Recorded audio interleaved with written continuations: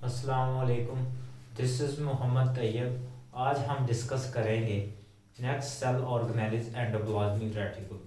तो endoplasmic reticulum को discuss करने से पहले मैं कुछ बेसिक कंसेप्ट को डिस्कस करना चाहूँगा कि ये होती क्या है और किस वजह से किन सेल्स में पाई जाती है। तो हमने जो लाइफ का स्ट्रक्चर और जो फंक्शनल लिविंग ऑर्गेनिज्म का जो यूनिट है हमने वो सेल को डिस्कस किया हुआ है। अब सेल क्या है? स्ट्रक्चर और फंक्शनल यूनिट है लाइफ का। तो तमाम लिविंग ऑर्गेनिज्म की जो बॉडी है वो सेल से मिलकर बनी है।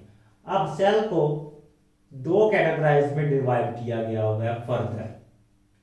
अब कौन से सेल्स होते हैं हमारे पास? प्रोकैरियोटिक सेल्स होते हैं और ऐसे सेल्स जिनके पास न्यूक्लियस नहीं होता। और कौन से होते हैं? Eukaryotic cells. यूकैरियोटिक सेल्स ऐसे सेल्स जिनके पास क्या होता है? ट्रू न्यूक्लियस होता है। हम उन्हें क्या कहते थे? Eukaryotic cells. अब मैं यहां पे राइट करने लगा हूं, इनमें क्या होगा? न्यूक्लियस एब्सेंट होगा। ठीक है, इनमें क्या होगा? न्यूक्लियस एब्सेंट होगा और इनमें क्या होगा? प्रेजेंट होगा। नेक्स्ट कैरेक्टरिस्टिक्स है हमारे पास वो कौन सी है इंपॉर्टेंट? मेम्ब्रेन बॉन्डेड ऑर्गेनेलिज किन में प्रेजेंट होंगी? मीन के ऐसी ऑर्गेनेलिज जिनके पास मेम्ब्रेन होती है। मीन के हमारे पास बहुत सारी ऐसी ऑर्गेनेलिज हैं जिनको सराउंड किया होता है सेल मेम्ब्रेन ने। तो हम उन ऑर्गेनेलिज कौन से सेल्स में पाई जाती हैं और कौन से नहीं? तो हमारे पास जो प्रोकैरियोटिक सेल्स होते हैं उनमें एब्सेंट होती हैं ये वाली ऑर्गेनेलिज, और यूकैरियोटिक सेल्स होते हैं हमारे पास उनमें प्रेजेंट होती हैं। तो ये वाले दो पॉइंट याद रखिएगा। प्रोकैरियोट सेल्स में मेम्ब्रेन बॉन्डेड ऑर्गेनेलिज और न्यूक्लियस एब्सेंट होता है। तो अब एंडोप्लाज्मिक रेटिकुलम को हमने डिस्कस करना है। तो ये जो है ये ऐसी ऑर्गेनेलिज है जिसके गिर्द सेल मेम्ब्रेन होती है। तो हम इसको क्या कहते हैं? मेम्ब्रेन बॉन्डेड ऑर्गेनेलिज कहते हैं। मीन के इस ऑर्गेनेलिज मतलब इस लिटल ऑर्गन को ये जो सेल में फंक्शन परफॉर्म करती है ये किससे सराउंड होती है? ये हमारे पास सेल मेम्ब्रेन से सराउंड होती है। तो मेम्ब्रेन बॉन्डेड। नेक्स्ट हम थोड़ा सा डिस्कस कर लेते हैं इसको किस किस ने डिस्कवर करने में हेल्प की। तो वो चंद साइंटिस्ट के नाम लेता है। हमारे पास है एल्बर्ट क्लॉड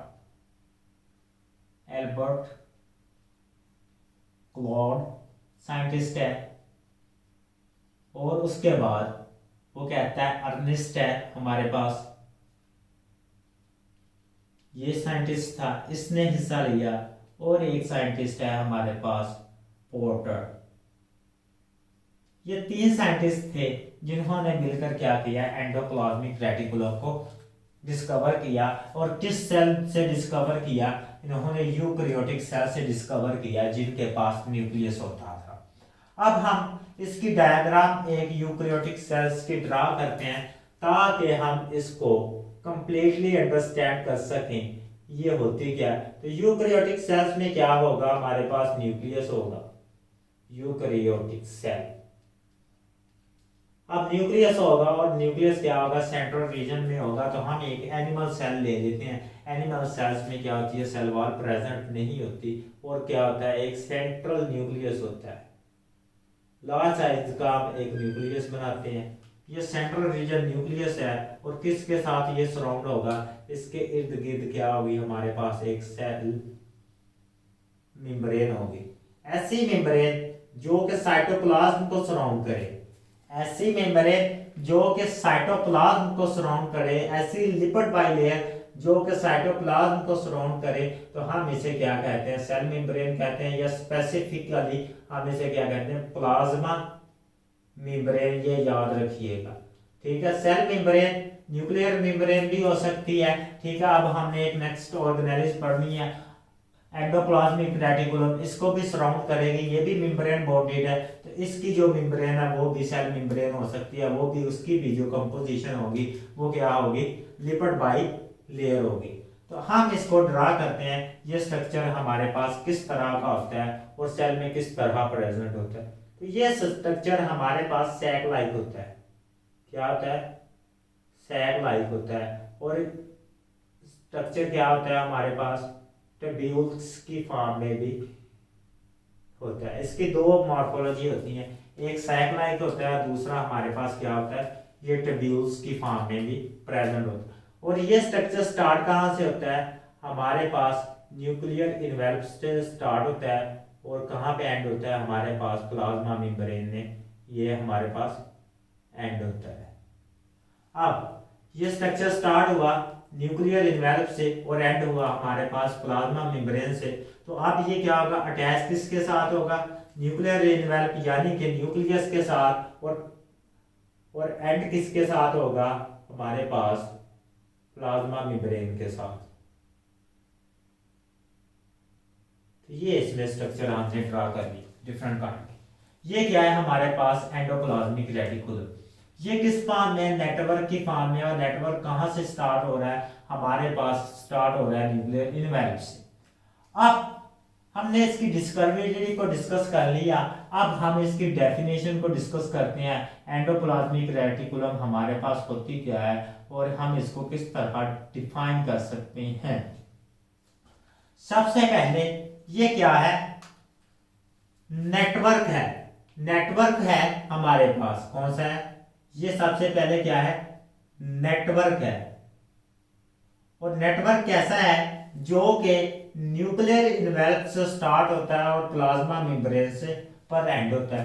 अब नेटवर्क है और नेटवर्क किस पे कंसिस्ट करता है? ठीक है, नेटवर्क ऑफ चैनल्स,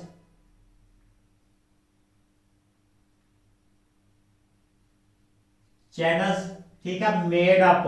अब ये चैनल किससे मिलकर बने होते हैं? एक तो हमारे पास सैक लाइक फ्लैटेंड शीट होती हैं। ये क्या है हमारे पास? सैक लाइक, मीन के अंदर से एम्प्टी है और ये क्या है? शीट लाइक स्ट्रक्चर बना रही हैं। और ये हमारे पास क्या होती है? फ्लैटेंड होती है। मीन के हमारे पास ये वाली दोबारा ड्रा करते हैं इसको हम डिटेल के साथ ताकि स्टडी कर सके।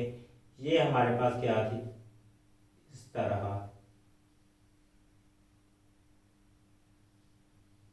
ये फ्लैटेंड लाइक क्या है? शीट लाइक स्ट्रक्चर है, फ्लैट स्ट्रक्चर है। तो ये क्या है? फ्लैटेंड शीट है। एंड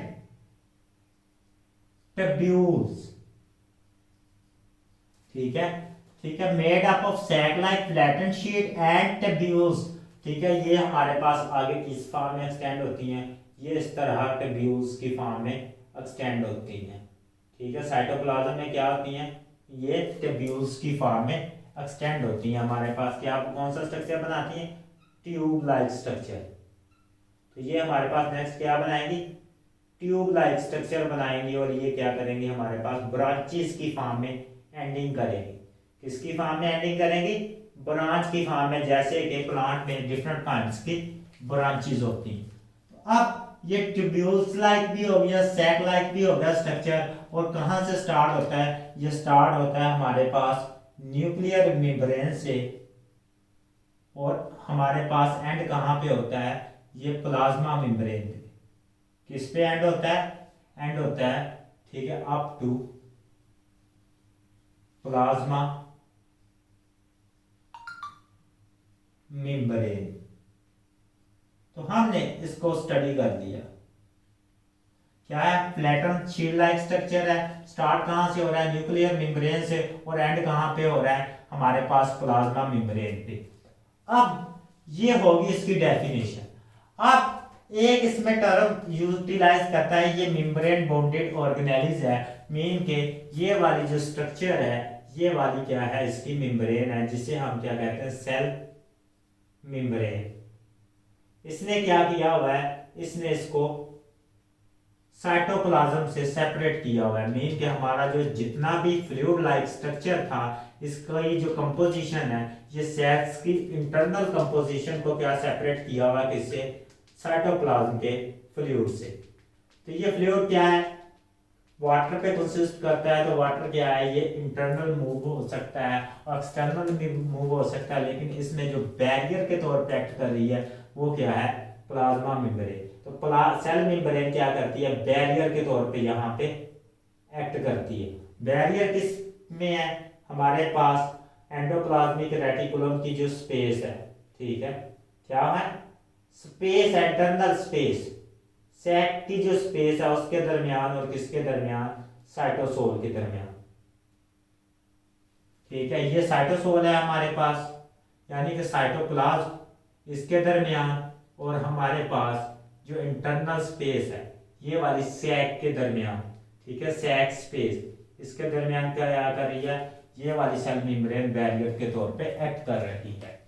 अब इसमें ये देखेंगे जब स्टैक बन रहा है फ्लैटन शीट का, तो ये क्या हो रही है, इन्वेजिनेशंस हो रही है, ये इन्वेजिनेशंस हो रही हैं। इन इन्वेजिनेशन को हम क्या कहते हैं, सिस्टर्नी, ठीक है। तो इनकी जो मॉर्फोलॉजी में जो इम्पोर्टेंट स्ट्रक्चर होता है, एक होता है क्या होती है, सेल मेम्ब्रेन में क्या होती हैं, इन्वेजिनेशंस होती हैं, और वो कौन सा स्ट्रक्चर डेवलप करती हैं, हमारे पास सिस्टर्नी, सिस्टर्नी, ये स्ट्रक्चर इनमें यूनिक होता है, ठीक है। अब ये स्ट्रक्चर इमेजिनेशंस का मकसद क्या है, पर्पस क्या है, ये क्या करती हैं, इस ऑर्गेनेलिस का सरफेस एरिया इंक्रीज करती हैं, क्या करती हैं, सरफेस एरिया इंक्रीज करती हैं, और ये क्या करती हैं, इनको डिफरेंट फंक्शन परफॉर्म करने में भी हेल्प करती हैं। इस वजह से ये सिस्टम नहीं होगी जो है इंटरनल इमेजिनेशंस इन सेल मेम्ब्रेन, ठीक है, इन्वेजिनेशन इन सेल मेम्ब्रेन। सेल मेम्ब्रेन किसकी है, एंडोप्लाज्मिक रेटिकुलम की, उसमें हमने इमेजिनेशन को क्या कहा, सिस्टम में, और इनका फंक्शन क्या है, सरफेस एरिया को इंक्रीज करेंगे। अब हमने ये इसकी जनरल कैरेक्टरिस्टिक्स को स्टडी कर लिया। अब हमने इसकी जो मॉर्फोलॉजी है उसकी बेस पे इसको दो कैटेगराइज में डिवाइड किया हुआ है। मॉर्फोलॉजी की बेस पे हमने इसको दो फॉर्म में कैटेगराइज किया है, दो टाइप्स में डिवाइड किया है। मॉर्फोलॉजी क्या है, इसकी जो एक्सटर्नल शेप है उसकी बेस पे, मीन के जो हम इलेक्ट्रॉन माइक्रोस्कोप के अंदर इसको ऑब्जर्व करते हैं तो ये हमारे पास दो शेप में आता है। एक होता है हमारे पास रफ एंडोप्लाज्मिक रेटिकुलम और एक होता है हमारे पास स्मूथ एंडोप्लाज्मिक रेटिकुलम। तो रफ एंडोप्लाज्मिक रेटिकुलम क्यों कहते हैं, इसकी रफ अपीयरेंस की वजह से। अब इसकी रफ अपीयरेंस क्यों होती है, इस पे क्या होते हैं, इस पे राइबोसोम अटैच होते हैं। क्या होते हैं, इस पे राइबोसोम अटैच होते हैं। हम इन राइबोसोम के अटैचमेंट की वजह से जो इसकी जो अपीयरेंस है, हमारे पास इसकी जो शक्ल है वो क्या होती है, रफ अपीयर होती है।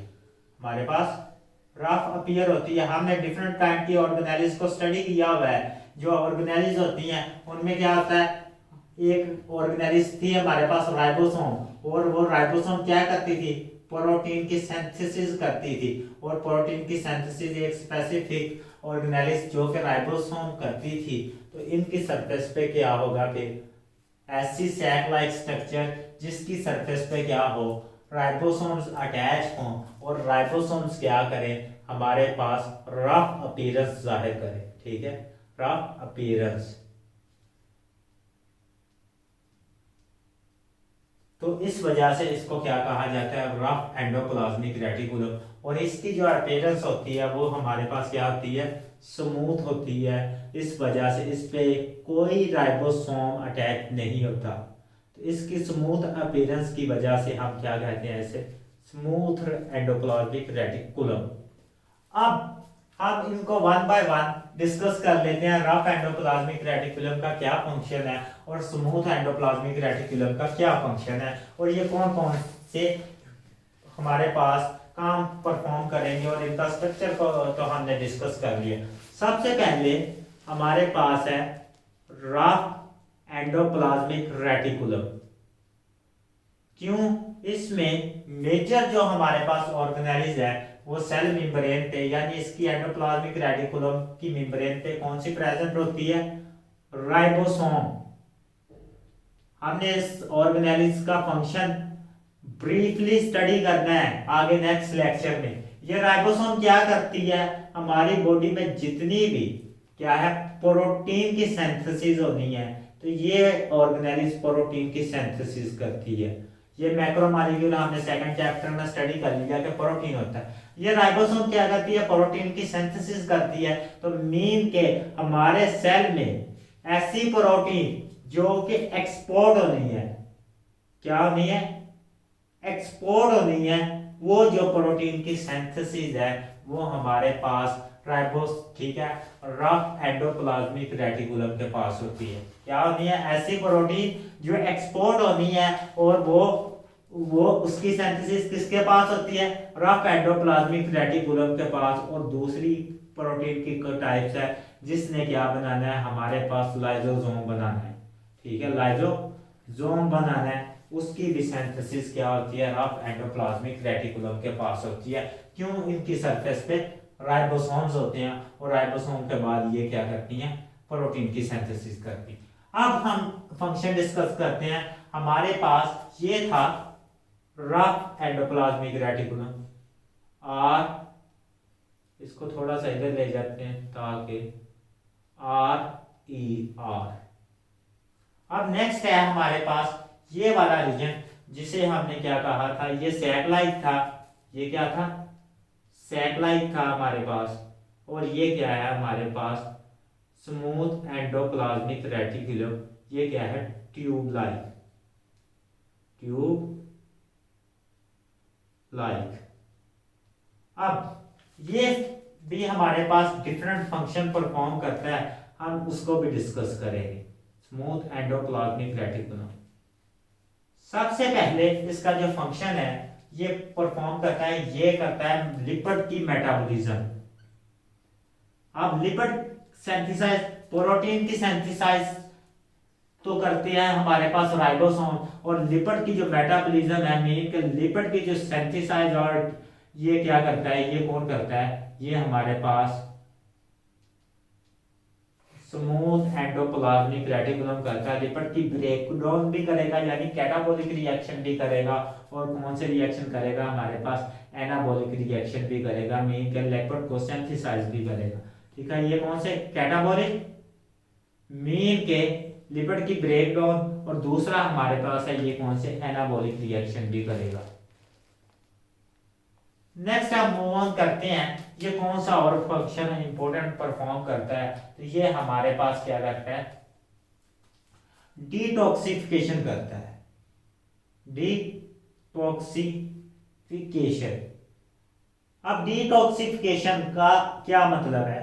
कि हमारी बॉडी में जितने भी हार्मफुल क्या सब्सटेंस प्रोड्यूस होते हैं उनको डिटॉक्सिफाई करता है। जैसे हम कोई मेडिसिन लेते हैं, उसके जो साइड इफेक्ट होते हैं उनको क्या करता है? मिटिगेट करता है, यानी कि डिटॉक्सिफाई करता है। तो स्मूथ एंडोप्लाज्मिक रेटिकुलम का क्या फंक्शन है? ये डिटॉक्सिफिकेशन का भी प्रोसेस करता है।